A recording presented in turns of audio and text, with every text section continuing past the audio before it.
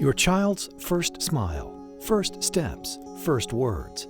The joy of such moments are reflected on the faces of toddlers and parents alike. But if you are the parent of 1 in 10 children in the U.S. who fails to reach such milestones due to developmental delays, that joy can quickly turn to heartache. All meal times were extremely frustrating because they didn't know if they wanted an apple, wanted a sandwich, wanted a cookie, wanted a cracker, wanted whatever. So trying to just have a decent meal with 2 boys not being able to communicate with what their needs were, that was hard. Or when they needed a break or when they wanted to play with something, they couldn't communicate. So a lot of every day from 18 months to 22 months was extremely frustrating. Recognizing the symptoms of developmental delays early and finding appropriate intervention is the key to such children achieving their maximum potential. The importance of early intervention is providing developmental support and guidance to families during the first 3 years of life, which we know are some of the most critical years of children's development. We provide support so that parents are able to develop the necessary interventions so that their children can be successful in day-to-day interactions. However, recognizing a problem is not always so easy. Even medical professionals need to be made more aware of the signs of developmental delays. When we're looking for autism, we're looking for children who are not meeting their developmental milestones, specifically in the areas of language development, social development, inability to explore their environment. Some early on, we're looking for children at 9 months to be able to babble in a back and forth repetition with the parent. We're looking for children that are attaching to their parents, they are interacting and willing to explore their environment. We're also looking for children to be able to take in and adapt to information in their environment. Here at the Kennedy-Donovan Center, located in southern New England, families and individuals of all ages with developmental disabilities and similar needs are provided with a full spectrum of state-of-the-art care. What makes KDC stand out is that we adapt our programs to each individual. We never think that people need to fit into the program we already have set for them. So from there, whether it's every individual or every family or every household or every community, we look at what their specific needs are and we make sure that we can meet their needs where they are. The Kennedy-Donovan Center has given us great tools to use as parents. Firstly, the sign language helps us every day to get the boys what they want and what they need.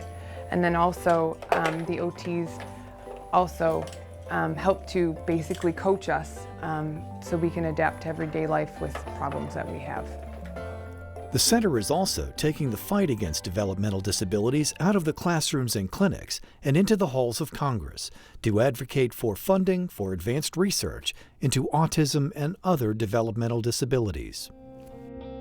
We join our voices with the voices of families and other individuals across the state, across the country, meeting with legislators on Capitol Hill and locally here on Beacon Hill to make sure they know the urgency of the situation.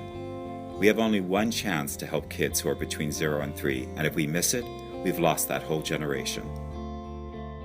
For more than 4 decades, the Kennedy-Donovan Center has been helping Southern New England's individuals and families with developmental disabilities to reach their maximum potential and enjoy the quality of life they so richly deserve. Our history is really wrapped up with the history of disabilities in this country. We were founded by someone who worked for the Kennedy family, Rose and Joe Kennedy, back in the 30s. This was a time when no one talked about disabilities, and their daughter had an intellectual disability. This created a passion and a mission in our founder to start doing something about it. So later in her life, she founded what became the Kennedy-Donovan Center. I think we have a tremendously talented staff. I think our staff are especially trained in working with families that have multiple risk factors. I think we do an amazing job reaching out to families, getting them connected with the resources, whether or not it be for food assistance, for fuel assistance, so that they're able to get their basic needs met and are able to focus on their children's development. So I think our staff has really done a great job reaching out to those families and developing interventions that make sense for them, as well as address all of their needs.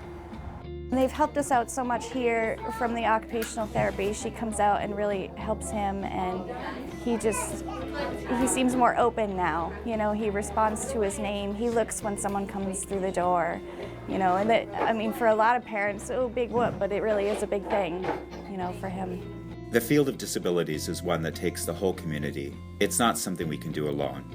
It takes the schools, it takes employers, it takes the families who have children with delays, it takes volunteers, it takes people with disabilities and the people who know them. So if we work together as volunteers, as donors, as institutions, we can make a difference. For more information, please visit us on the web at www.kdc.org.